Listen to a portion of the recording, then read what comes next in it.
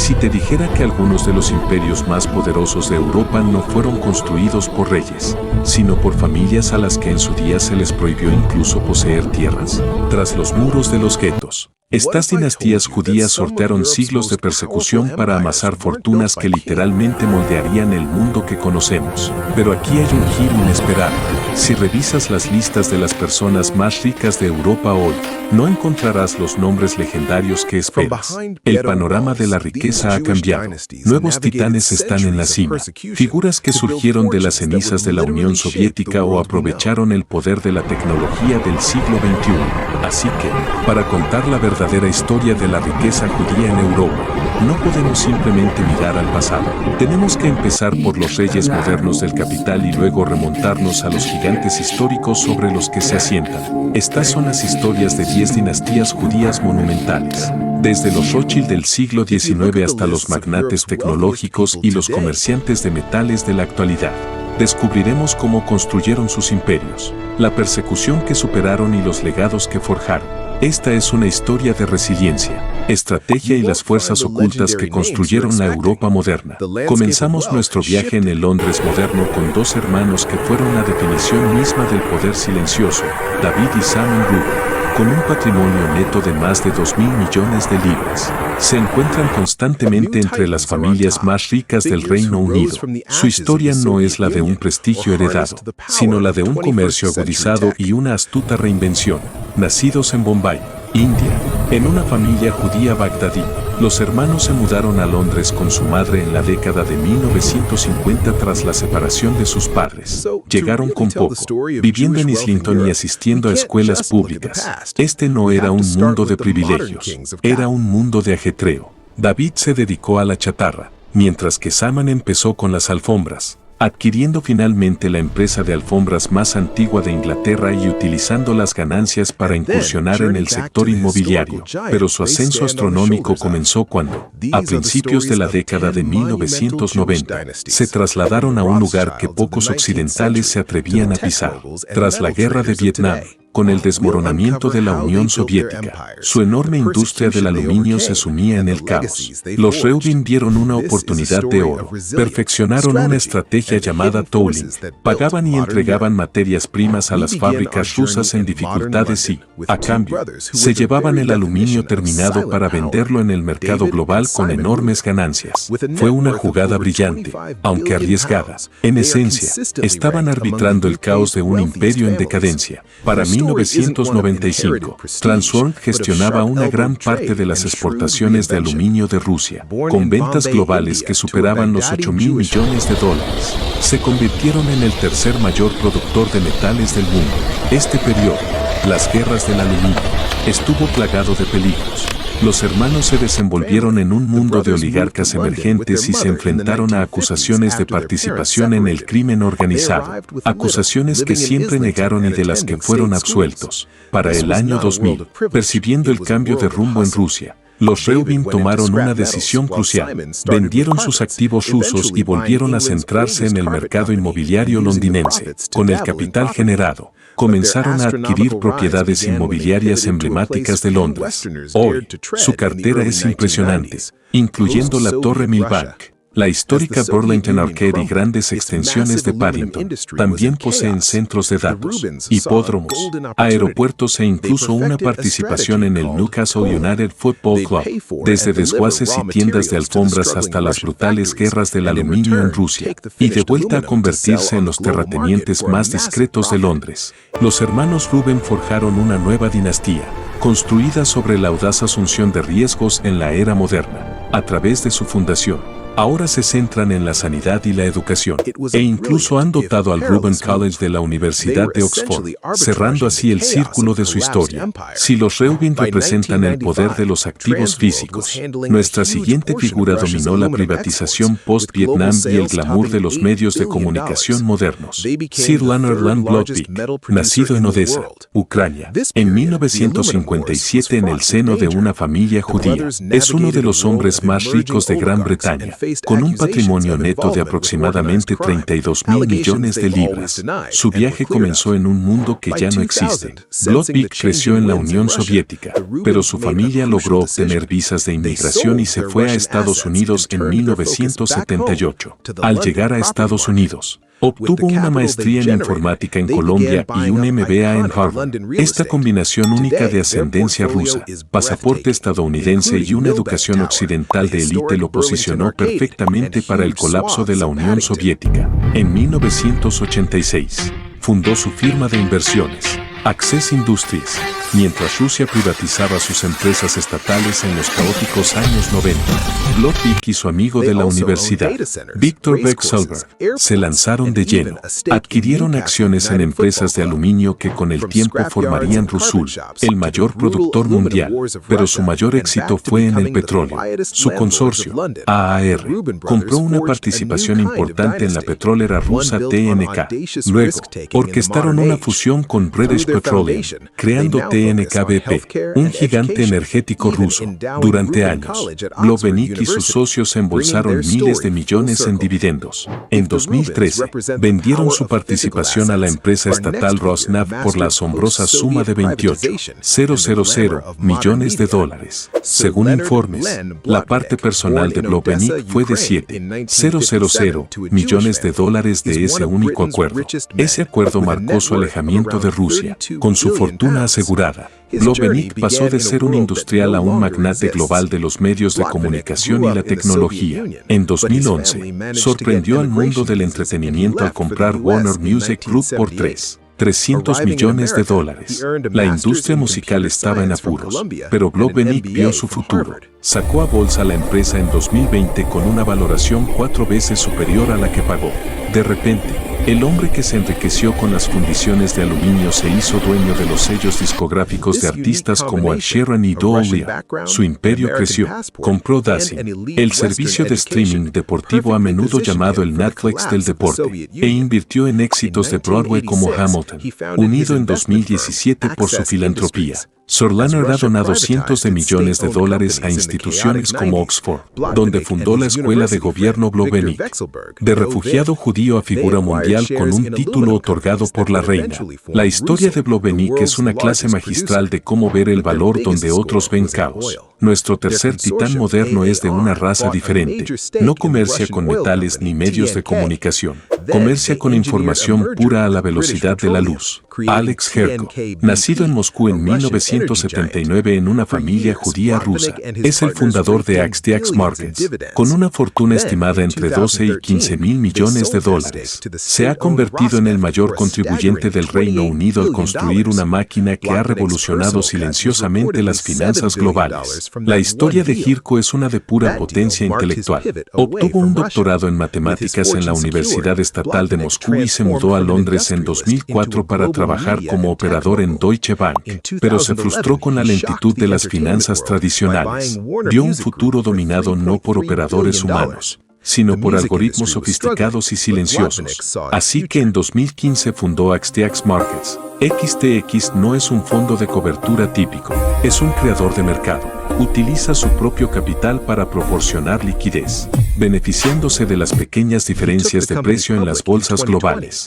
La compañía es un templo de la inteligencia artificial y el aprendizaje automático, que emplea un ejército de doctores y programadores para construir los algoritmos de trading más avanzados del planeta. Los resultados son astronómicos. XTX Markets ahora maneja más de 250.000 millones de dólares en volumen de trading cada día, lo que lo convierte en el mayor proveedor de liquidez del mundo en el mercado de divisas, superando a gigantes como el mismo banco donde Herko alguna vez trabajó, aunque ferozmente reservado. Las acciones de Herko lo dicen todo. Renunció a su ciudadanía rusa después de la invasión de Ucrania y ha donado millones a la ayuda humanitaria. Su filantropía se centra en su pasión, las matemáticas. Su organización benéfica, Axiom Maths, apoya la educación matemática, y su empresa incluso lanzó lanzó un premio de $10 millones para quien cree una IA capaz de ganar una medalla de oro en la Olimpiada Internacional de Matemáticas. Alex Girko es una dinastía construida sobre código.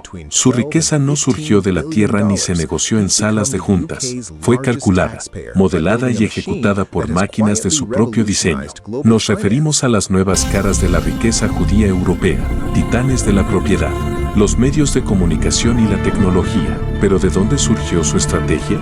Para comprender el nuevo dinero, hay que conocer el dinero antiguo. Estos multimillonarios modernos se apoyan en los hombros de gigantes. Sus historias son aún más dramáticas, llenas de guerras, revoluciones y un ascenso implacable de la persecución al poder. Antes de viajar en el tiempo, si te fascina esta mirada a la historia oculta de la riqueza, asegúrate de suscribirte y activar las notificaciones.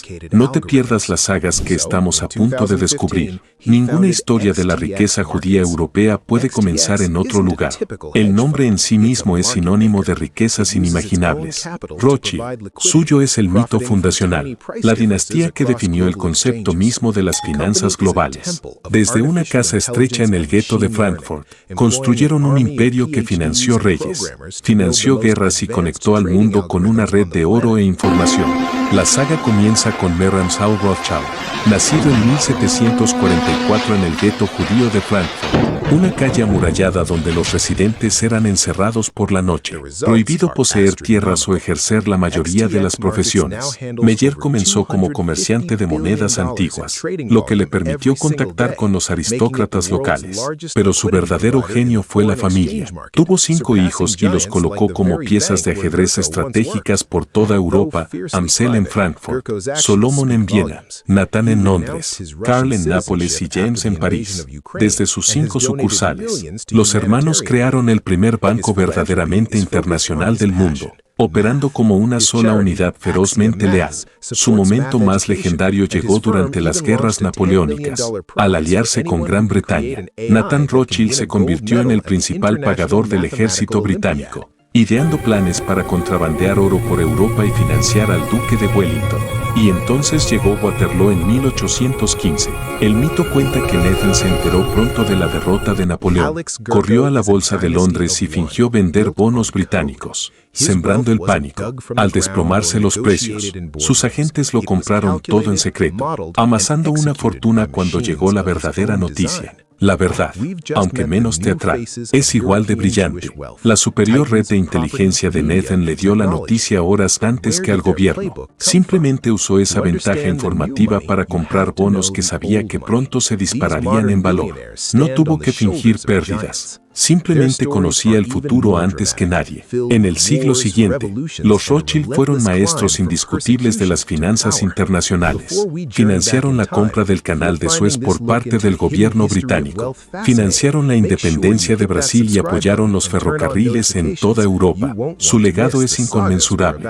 Ellos escribieron el manual sobre redes globales, el valor de la información y la resiliencia de una familia unida contra un mundo hostil.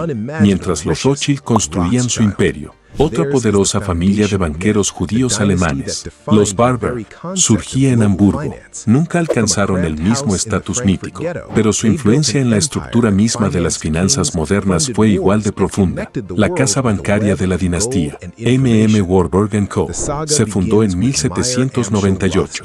Durante un siglo, fueron pilares de la sociedad hamburguesa, conocidos por su integridad y su enfoque académico en las finanzas. A diferencia de los extravagantes Rothschild, los Barber produjeron banqueros, historiadores del arte y físicos. Su influencia se globalizó a principios del siglo XX gracias a 4 hermanos. Max Barber permaneció en Hamburgo y se convirtió en asesor personal del Kaiser Guillermo II, pero fue Paul Warburg quien dejaría la huella más perdurable. En 1902, se mudó a Nueva York, horrorizado por el caótico sistema financiero estadounidense, carente de banco central. Vio un sistema abocado al desastre. Inició una incansable cruzada de 7 años para presionar por la creación de un banco central estadounidense inspirado en el europeo. Argumentó que la nación necesitaba una moneda flexible y un prestamista de última instancia. Sus ideas fueron recibidas con recelo. Pero después de que el pánico de 1907 casi colapsara la economía, la gente le hizo caso. Argumentó que la nación necesitaba una moneda flexible y un prestamista de última instancia. Sus ideas fueron recibidas con recelo, pero después de que el pánico de 1907 casi colapsara la economía, la gente le hizo caso. Paul se convirtió en el arquitecto intelectual de la Ley de la Reserva Federal de 1913. Fue Paul Warburg, el inmigrante judío alemán, quien aportó los conceptos fundamentales de lo que hoy es la institución financiera más poderosa del planeta. Incluso fue nombrado uno de sus primeros gobernadores. El siglo XX trajo consigo inmensos desafíos. Los nazis atacaron a la familia, confiscando sus bienes alemanes. Max Warburg se quedó valientemente hasta 1938, intentando proteger a su comunidad antes de verse obligado a huir. Milagrosamente, M.M. Warburg & Co. se restableció después de la guerra y opera en Hamburgo en la actualidad. El legado de los Warburg se centra menos en una riqueza astronómica y más en su poder estructural.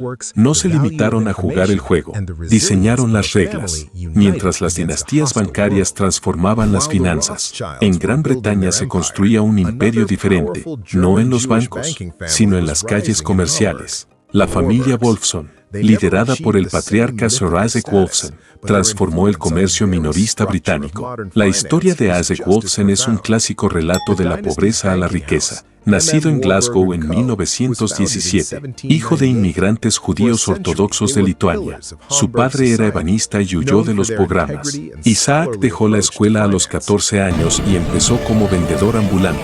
Su gran oportunidad llegó al unirse a Great Universal Stores, una pequeña empresa de venta por correo.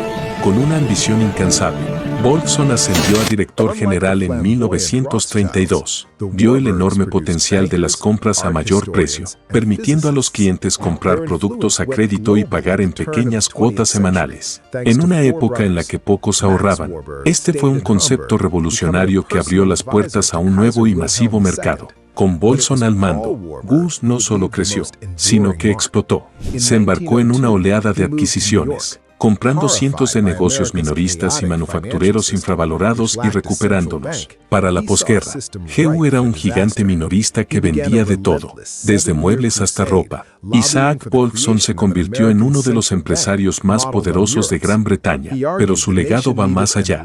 Judío devoto, también fue uno de los mayores filántropos del siglo XX. En 1955, fundó la Fundación Wolfson, a la que donó una gran parte de su fortuna. Desde entonces, la fundación ha donado cientos de millones de libras a causas relacionadas con la salud, la educación y la juventud.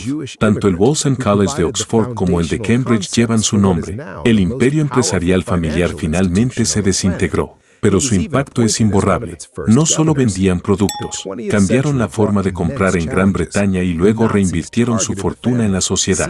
Nuestra siguiente dinastía construyó su imperio no con oro, sino con hormigón, acero y una visión audaz. Los Reichmann, una familia judía ultraortodoxa, se convirtieron en los promotores inmobiliarios más poderosos del mundo en la década de 1980. Su ascenso fue meteórico y su caída, uno de los desplomes más espectaculares de la historia empresarial.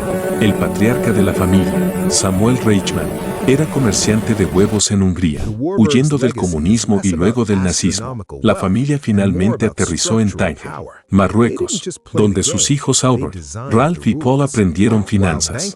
Después de la guerra, los tres hermanos se establecieron en Toronto. Empezaron un pequeño negocio de azulejos, pero sus ambiciones eran mayores. Liderados por el brillante y profundamente religioso Paul Reichmann, su empresa, Olympia New York, se incorporó al sector inmobiliario. Se ganaron la reputación de aceptar proyectos masivos que nadie más se atrevería a intentar y terminarlos antes de lo previsto. A principios de la década de 1980, habían conquistado Norteamérica y tenían la mira puesta en Nueva York, donde construirían el World Financial Center. Su éxito se basó en el ingenio financiero de Paul y en un apretón de manos que fue tan bueno como un contrato. Entonces llegó su proyecto más audaz hasta la fecha. hija, Canary Wharf. A mediados de la década de 1980, los Docklands de Londres eran un páramo olvidado, donde otros veían ruina. Reichman vio un lienzo en blanco para un nuevo distrito financiero. Propuso un proyecto gigantesco, el más grande del mundo, e incluso se ofreció a financiar personalmente una nueva línea de metro para conectarlo. La construcción fue una maravilla de velocidad, pero a medida que el proyecto se acercaba a su finalización a principios de la década de 1990, se desató el desastre. Una recesión mundial golpeó el mercado inmobiliario y la demanda de espacio de oficinas se desvaneció. Canary Wharf, la magnífica visión de Reichman, estaba prácticamente vacío. La deuda era aplastante. En 1992, Olympia y York se declararon en bancarrota con deudas que, según se informa, ascendían a $20.000 millones. El mayor fracaso empresarial de la historia. La familia lo perdió casi todo. Pero la historia no termina ahí. Aunque perdieron el control, Canary Wharf fue finalmente revivido por otros inversores y se convirtió en el próspero centro que Paul siempre había imaginado. Su historia es un dramático recordatorio de que las fortunas construidas sobre grandes visiones pueden ser tan frágiles como espectaculares. El nombre Guggenheim es ahora sinónimo de arte moderno y museos espectaculares. Pero antes de convertirse en mecenas de la vanguardia, los Guggenheim fueron industriales que construyeron uno de los mayores imperios mineros que el mundo haya visto jamás. El fundador de la dinastía fue Mer Guggenheim, quien emigró de una comunidad judía suiza a Estados Unidos en 1847. Empezó como vendedor ambulante. Su verdadera fortuna comenzó a finales de la década de 1880 cuando invirtió en 2 minas de cobre inundadas, aparentemente sin valor. En Colorado, confiando en su instinto, invirtió más dinero en drenarlos y descubrió una enorme veta de plata y plomo. El genio de la familia residía en la integración vertical. No solo querían extraer mineral, querían controlar todo el proceso, desde la minería hasta la fundición. Sus innovaciones en tecnología de refinación les permitieron procesar minerales de baja densidad que otras empresas consideraban desechos. A principios del siglo XX, los Guggenheim eran una fuerza dominante. Primero compitieron con la poderosa empresa estadounidense de fundición y refinación Trust, y luego simplemente adquirieron una participación mayoritaria en ella, absorbiendo a su rival desde dentro. A principios del siglo XX, la familia controlaba una enorme porción de la plata, el cobre y el plomo del mundo, desde las minas de México y Chile hasta los yacimientos de diamantes de África. Eran los reyes indiscutibles del cobre. Con la llegada de la Primera Guerra Mundial, la familia comenzó a cambiar de rumbo. La tercera generación comenzó a buscar un legado diferente. Aquí es donde comienza el segundo capítulo, el más famoso, de la historia de los Guggenheim. Solomon R. Guggenheim, inspirado por su amigo artista Geo von Reh, comenzó a coleccionar arte abstracto. Su pasión se convirtió en una misión que condujo a la creación del Museo Solomon R. Guggenheim en Nueva York. Su sobrina, Peggy Guggenheim, se convirtió en una leyenda por derecho propio, al defender el arte surrealista y expresionista abstracto desde su palacio en Venecia. El apellido Guggenheim ya no se asocia con la fundición, sino con el arte. Es una poderosa historia de transformación, una fortuna forjada en la tierra, luego convertida en un legado cultural que ha enriquecido al mundo. Nuestro viaje hasta ahora se ha centrado en Europa Occidental y Central, pero al este, en el volátil imperio ruso, otros empresarios judíos estaban construyendo imperios que rivalizaban con cualquier en Occidente. Sus nombres son menos conocidos hoy en día porque sus fortunas fueron aniquiladas por la Revolución Bolívar de 1917. Dos de los más poderosos fueron la familia Poliakov, los Rothschild rusos de los ferrocarriles, y la familia Bratsky, los reyes del azúcar de Ucrania. Empecemos con los Poliakov. El imperio fue construido por 3 hermanos, Samuel, Lazarus y Jacob, que emergieron de la zona de asentamiento, el territorio donde la mayoría de los judíos fueron obligados a vivir. Samuel comprendió que los ferrocarriles eran la clave para liberar el potencial económico de Rusia. A partir de la década de 1860, consiguió contratos para construir miles de kilómetros de vías férreas, conectando el sur productor de grano con centros industriales. En su apogeo, los Poliakov no eran solo magnates ferroviarios. Eran banqueros e industriales a escala imperial. Al mismo tiempo, en Ucrania, la familia Bratsky construía un imperio azucarero, liderados por Israel y Lazarus Brodsky, Construyeron una red de refinerías de vanguardia alrededor de Kiev, convirtiéndola en la capital azucarera del imperio. Lazarus Brodsky se convirtió en una figura destacada en Kiev, invirtiendo su fortuna en la ciudad, financiando hospitales, un sistema de tranvías y la hermosa sinagoga que aún lleva su nombre. Durante algunas décadas, estas familias representaron una época dorada de la empresa judía en Rusia, pero su mundo se construyó sobre una base frágil. El asesinato del zar Alejandro II en 1881 desató una oleada de programas y leyes antijudías. Y luego, en 1917, la revolución bolchevique lo arrasó todo. El nuevo régimen comunista se apoderó de toda la industria privada. Los ferrocarriles de los Poliakov y las refinerías de los Brodsky fueron nacionalizados. Sus fortunas fueron confiscadas. Sus nombres borrados de la historia soviética. Las historias de los Poliakov y los Brodsky son un inquietante recordatorio de lo rápido que una dinastía puede ser destruida por la agitación política. Gigantes perdidos cuyos imperios se desvanecieron en las llamas de la revolución. Nuestra última historia es una de pérdida, renacimiento y un imperio construido sobre la simple idea de vender directamente al consumidor a través de un catálogo. Es la historia de Lillian Vernon, un nombre familiar para millones de estadounidenses. Pero su viaje comenzó como Lily Manash, una niña judía que huía de la Alemania nazi. Esta no es la historia de un negocio en Europa, sino de una familia europea cuyo negocio se convirtió en una historia de éxito esencialmente estadounidense nacida de las cenizas de la persecución. La historia comienza en Leipzig, Alemania, donde el padre de Lily, Hermann Mesch, dirigía un próspero negocio, pero con el ascenso del nazismo, su cómoda vida cambió. En 1937, la familia Mines huyó y finalmente emigró a Nueva York.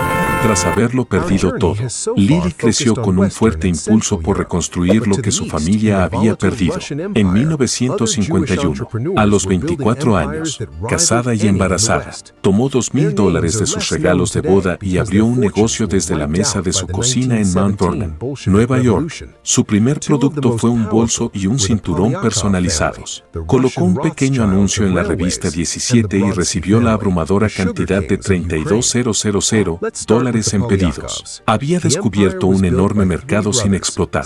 Llamó a su empresa Lillian Vernon, una combinación de su nombre y su ciudad. Tenía un talento intuitivo para encontrar productos ingeniosos de todo el mundo. Sus catálogos, que ella misma diseñaba, se convirtieron en un elemento básico en los buzones estadounidenses. El negocio creció de forma fenomenal. Desde la mesa de su cocina, se expandió hasta convertirse en una gigantesca empresa pública con ventas anuales que alcanzaron un máximo de más de $300 millones. Lillian Vernon se convirtió en la reina de los catálogos, una emprendedora que se hizo a sí misma en una era dominada por los hombres. Nunca olvidó sus raíces y su primera fábrica estaba compuesta principalmente por inmigrantes europeos. El negocio europeo de la familia Maness fue destruido por el odio, pero de esa destrucción nació una nueva dinastía al otro lado del océano, un conmovedor capítulo final que ilustra que si bien la persecución podía destruir fortunas, no podía extinguir el fuego emprendedor que construiría nuevos imperios en nuevas tierras. Desde el comercio del aluminio de la década de 1990 hasta los guetos de gas del Frankfurt del siglo XVIII. Estas 10 dinastías pintan un cuadro notable de ambición y reinvención. Hemos visto a titanes modernos como los hermanos Reuben y Land Wladavec aprovechar la disrupción histórica para amasar fortunas en una sola generación. Hemos visto a magos de la tecnología como Alex Yorko reescribir las reglas de las finanzas. Y hemos viajado de regreso a los imperios fundacionales de los Rothschild, quienes transformaron una red familiar en un banco global, y los Barber, quienes diseñaron la banca central moderna. Vimos a los Wolfson cambiar la forma de comprar de una nación y a los Reichmann atreverse a construir una nueva ciudad desde las ruinas. Descubrimos a los gigantes perdidos de Oriente y las inspiradoras sagas de refugiados que transformaron su coraje en legados de arte y comercio. Estas familias se enfrentaron a pogromos, pánicos financieros y guerras mundiales. A menudo forasteros. Usaron su intelecto, lazos familiares y disposición a asumir riesgos que otros no asumirían para construir imperios que moldearon naciones.